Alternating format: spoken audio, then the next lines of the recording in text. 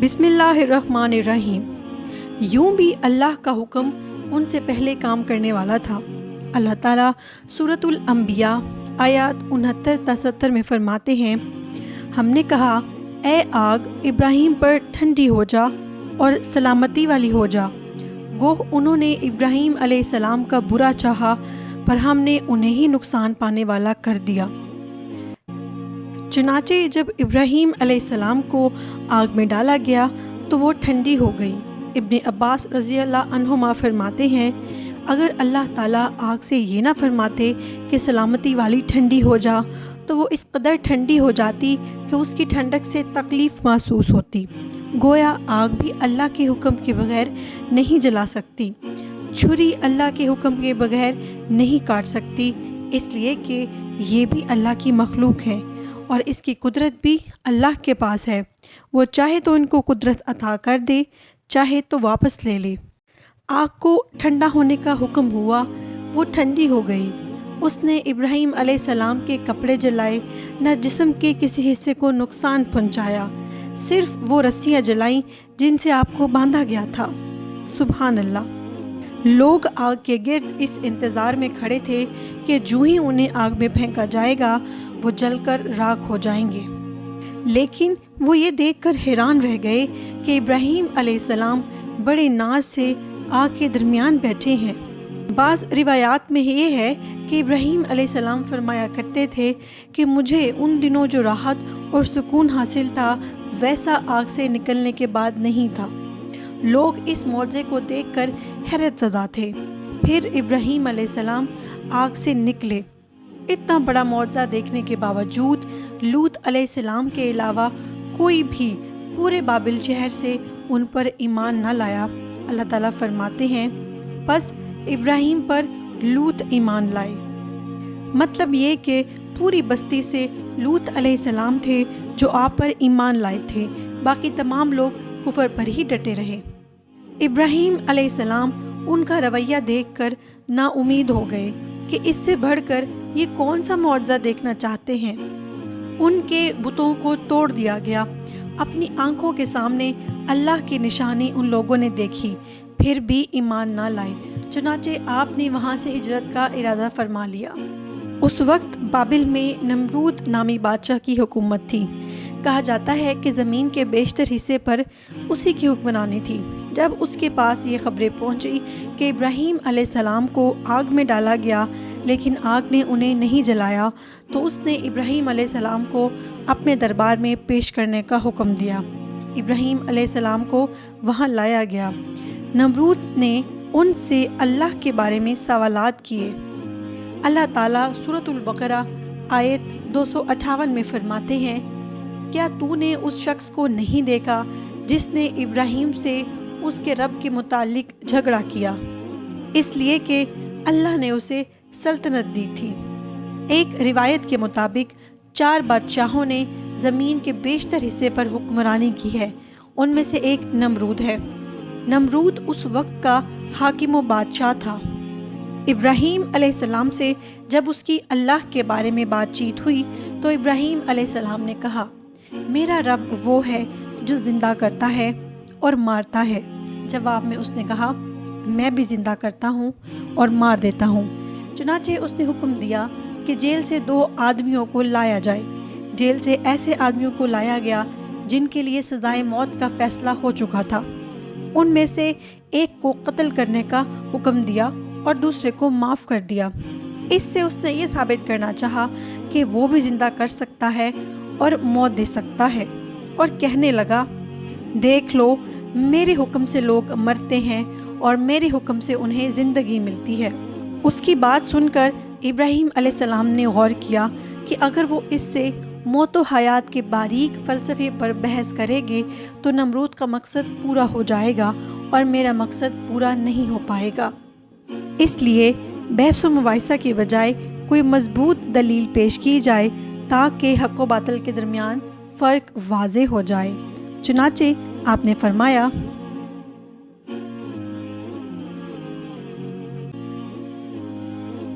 बेशक अल्लाह सूरज को मशरिक़ से लाता है, तू इसको मगरिब से ले आ, کافر بادشاہ کا یہ سن کر سر جھک گیا۔ اللہ تعالیٰ فرماتے ہیں تب تو کافر حیران رہ گیا اور اللہ ناانصافوں کو سیدھی راہ نہیں دکھاتا۔ ان تمام باتوں کے بعد نمرود کو یہ بات معلوم کرنے کی ضرورت نہیں رہی کہ ابراہیم علیہ السلام آگ سے کیسے نجات پا گئے، کیونکہ حقیقت اس پر آشکار ہو چکی تھی۔ وہ جان گیا تھا کہ اصل معاملہ کیا ہے۔ چنانچہ اس نے ابراہیم علیہ السلام سے کہا، آپ اس ملک سے نکل جائیے، ہم آپ کو اس ملک میں رہنے نہیں دیں گے۔ ابراہیم علیہ السلام نے عراق کو خیر آباد کہا اور شام کی طرف ہجرت کر گئے۔ یہاں آ کر وہ حران نامی بستی میں مقیم ہو گئے۔ اسی جگہ آپ نے اپنے چاچا حران کی بیٹی سیدہ سارہ علیہ السلام سے شادی کی۔ اللہ تعالیٰ اس ہجرت کے بارے میں فرماتے ہیں، اور ہم اسے یعنی ابراہیم اور لوط کو بچا کر اس زمین کی طرف لے آئے جس میں ہم نے جہان کے لیے برکت رکھی ہے۔ جب آپ حران کے مقام پر پہنچے تو وہیں ٹھہر گئے، وہیں رہنے لگے۔ یہاں آ کر آپ کا شمار بنو حران میں ہونے لگا۔ آپ لوگوں کو اسی شہر میں رہنے کی دعوت دیتے تھے۔ اس شہر کے لوگ بتوں کی پوجا نہیں کرتے تھے بلکہ ستاروں کو پوجتے تھے۔ ابراہیم علیہ السلام نے جب ان کی یہ حالت دیکھی تو ارادہ کر لیا کہ ان لوگوں کو بتائیں گے کہ ستاروں کی عبادت کرنا باطل ہے۔ یہ لوگ چونکہ نجوم پرست تھے اس لیے ان کی عبادت کا وقت رات کو ہوتا تھا اور یہ لوگ رات کے وقت عبادت کرتے تھے۔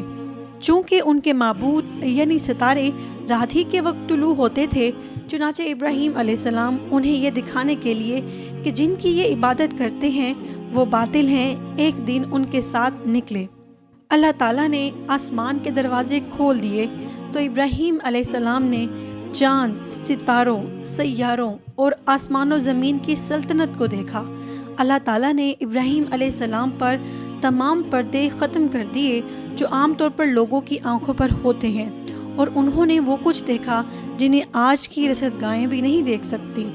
اللہ تعالیٰ سورۃ الانعام آیت 75 میں فرماتے ہیں، اور اسی طرح ہم نے ابراہیم کو آسمان اور زمین کی سلطنت کا مشاہدہ کرا دیا تاکہ وہ یقین کرنے والوں میں سے ہو جائیں۔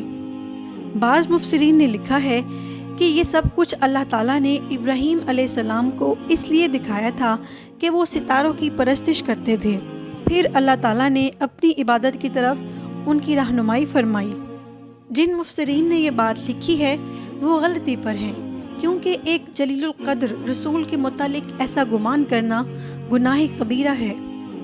آسمان اور زمین کی سلطنت اور دیگر معجزات دکھانے کے بعد اللہ تعالیٰ فرماتے ہیں، آسمان اور زمین کی پیدائش یقیناً انسان کی پیدائش سے بہت بڑا کام ہے۔ اللہ تعالیٰ ایک دوسرے مقام پر فرماتے ہیں، آسمان اور زمین میں بہت سی نشانیاں ہیں جن سے یہ منہ موڑ کر گزر جاتے ہیں۔ ابراہیم علیہ السلام حران شہر کے ستارہ پرستوں کو لے کر ایک رات نکلے۔ اچانک ایک ستارہ طلوع ہوا، اس کی چمک دھمک بہت تھی، شکل و صورت کے لحاظ سے بھی بہت خوبصورت تھا۔ اس وقت ابراہیم علیہ السلام نے بطور مذاق کہا، یہ میرا رب ہے۔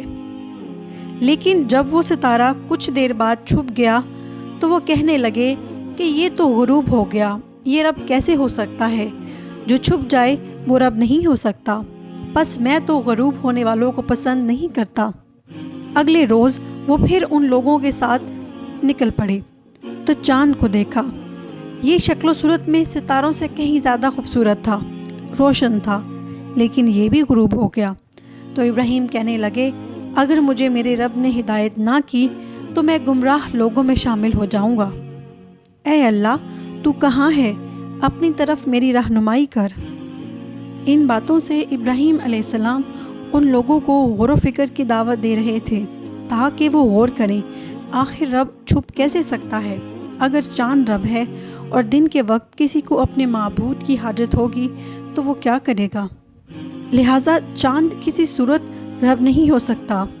پھر جب دن چڑھا اور سورج طلوع ہوا تو کہنے لگے، یہ میرا رب ہے، یہ تو سب سے بڑا ہے۔ پھر لوگوں کو مخاطب کر کر کہنے لگے، تم رات کو چھوٹے چھوٹے ستاروں کی پوجا کرتے ہو، کیوں نہ تم اتنے بڑے ایک ہی رب کی پوجا کر لو۔ لیکن جب وہ بھی غروب ہو گیا تو کہنے لگے، یقیناً میں تمہارے شرک سے بیزار ہوں۔ یہ معبود کیسے ہو سکتے ہیں؟ ان میں تو تبدیلی آتی رہتی ہے، کبھی طلوع ہوتے ہیں، کبھی غروب ہوتے ہیں۔ یہ اس بات کی دلیل ہے کہ یہ مخلوق ہیں اور ان کا خالق کوئی اور ہے جن کے حکم کے یہ تابع ہیں۔ جب یہ خود مخلوق ہیں اور کسی اور کے تابع ہیں تو کسی کو نفع و نقصان پہنچانے پر کس طرح قادر ہو سکتے ہیں؟ پھر اپنی قوم کو مخاطب کر کے کہنے لگے، میں اپنا رخ اس کی طرف کرتا ہوں جس نے آسمانوں کو یکسوں ہو کر پیدا کیا، اور میں شرک کرنے والوں میں سے نہیں ہوں۔ اب بھی وہ اپنی بات پر ڈٹے رہے۔ تب آپ نے فرمایا، تم مجھ سے اللہ کے بارے میں جھگڑ رہے ہو۔ مجھے تو اللہ سیدھی راہ دکھا چکا ہے اور اس نے مجھے دلیل عطا فرمائی ہے۔ میں یقیناً جانتا ہوں کہ تمہارے تمام معبود بے بس اور بے طاقت ہیں۔ پس جاؤ تم سے اور تمہارے ان معبودوں سے جو ہو سکے کر لو۔ میرے رب کی مرضی کے بغیر کچھ بھی نہیں ہو سکتا۔ میرے رب نے ہر چیز کے علم کو اپنے گھیرے میں لے رکھا ہے۔ کیا پھر بھی تم نصیحت حاصل نہیں کرو گے؟